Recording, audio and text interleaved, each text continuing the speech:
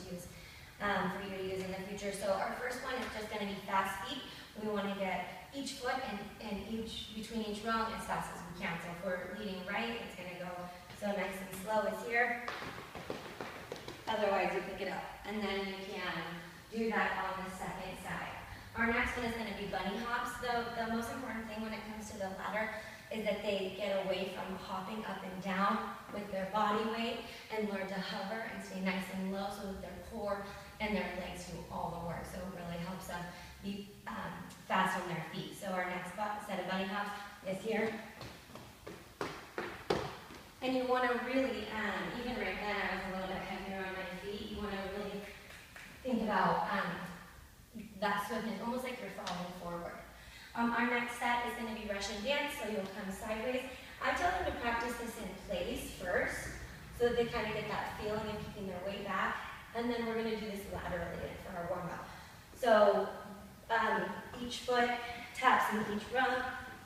I tell them that this is a really deep river, and so if they step, if they put their weight in it, they'll fall, but they do want to tap the top, because you'll see them put their weight in the center when you want to teach them to keep it back. Our next set of our lateral movements is just lateral bunny hops, so same thing, only sideways, and then single leg is that same thing. And again, just learning to stay up on the ball of your foot and being really quick. Our last couple, out in forward hop, so now we're heading forward, and again, you're just staying nice and light. So try to stay as low as you can without kicking the ladder. And then having to keep their momentum, and every time they hit the end of the ladder, they're sprinting. And our last couple, excuse me, so our last one is the Icky Shuffle. So you start on the outside. I give my girls a cue, and I tell them either to count to themselves, 1, 2, 3, or forward and out. This foot that's in between the rounds, you're going to step forward and out. So it's almost like this one kicks that foot out, forward and out.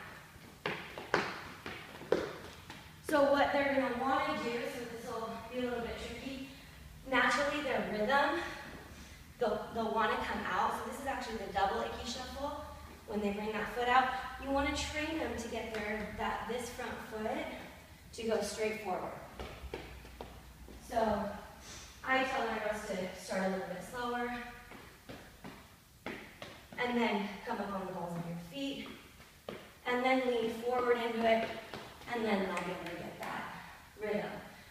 Our double Icky Shuffle is kind of what I told you. I don't know if I really love it because we are trying to break that habit, but to add a little bit extra footwork is that same thing. So it's just that extra, it's that same thing, only an extra step. And you can do both of these backwards. So the Icky Shuffle is back, or you can do the double Icky